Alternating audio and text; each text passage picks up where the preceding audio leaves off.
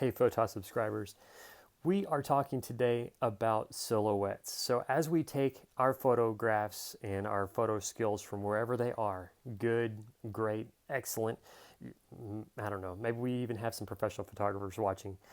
I've taken some of the things that I've learned over my experience, both shooting natural lighting or diffused lighting, and shooting even the time that I had in a professional studio and learning how to do added lighting with strobes and flashes.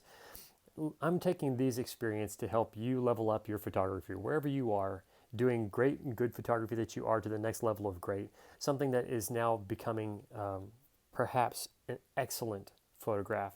I've had a lot of fun doing some really interesting and intriguing shots, but I want to share a lot of what I've learned with you so that we can start learning together and encouraging each other, or even some of your comments being what they are is showing me your work and other things, not just to encourage me to help you, but some of the things that you show me can give me ideas on how to level up my photography. So, all that being said, today we're talking about the silhouettes, with the background light being so strong that the subject can overpower the background light, but the background light being so strong itself is giving you the shape of what you are shooting, or the subject of what you're shooting.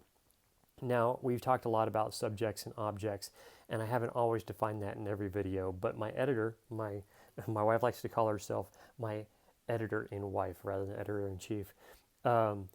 She'll throw up some definitions here of what I'm talking about. So I'm sure she's probably already thrown up a definition of silhouette, but the object or subject is the one single item you want the person looking at your photograph to see and focus on.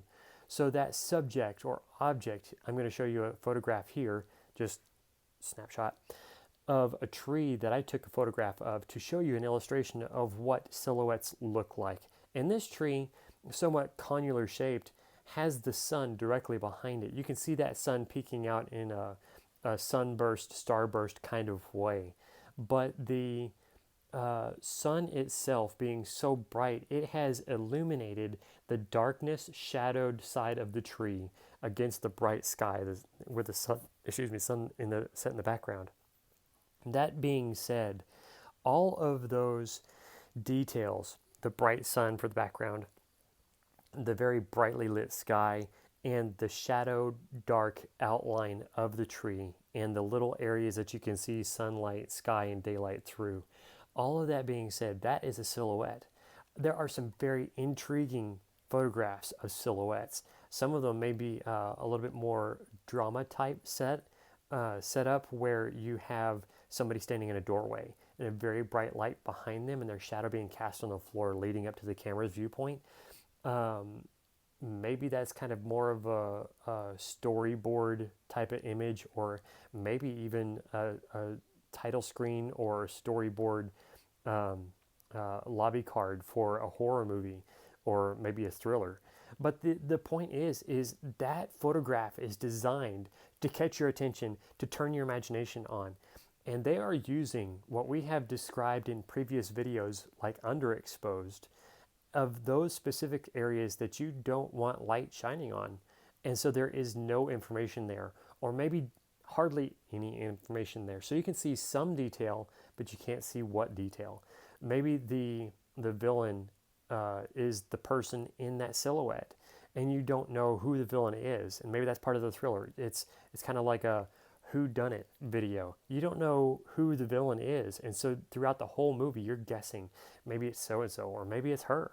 There's no real clues unless you pick up on the tiny little hints that they leave in the video as to who has done what. And so it's that little picking up clues here and there that we as photographers in our still images are leaving little hints here and there in one frame, and leaving those details for our viewer to pick up on.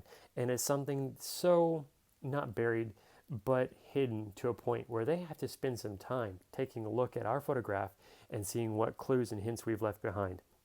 So I hope that idea of a silhouette and explaining how a silhouette is made helps you and gives you some ideas to take your style and what you're doing for photographs, and to turn it up just a little bit and to create something that catches somebody's eye and makes them ask some questions. That's one of the things that'll actually draw them and keep them staying or continue looking at your photographs, is to give them some questions. They have to keep looking at the photograph to find the little clues and answer their own questions. So don't bury them too deep. I did that a lot. I buried a lot of my clues too deep, but do bury them just a little bit so that they have to do a little bit of work to get it.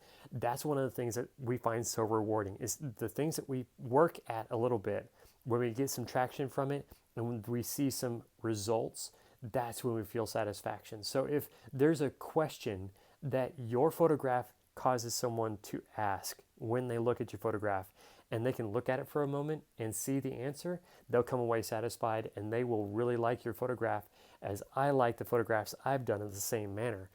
Give me some links to the photographs that you have shot with silhouettes, and I'll throw up some more of my photographs of silhouettes in other videos, but we'll also throw them up on websites and creating a portfolio of different things.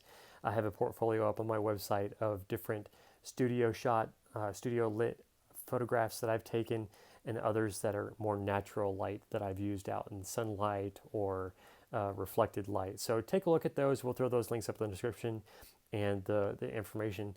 But don't forget to subscribe to the channel and ring that bell so that you don't miss any other videos that are coming along in this series, so that you can take your photography from wherever you are, the good or great level that you are, and make it level up to that next level of great. Y'all have a great one. Happy 2021. Bye, y'all.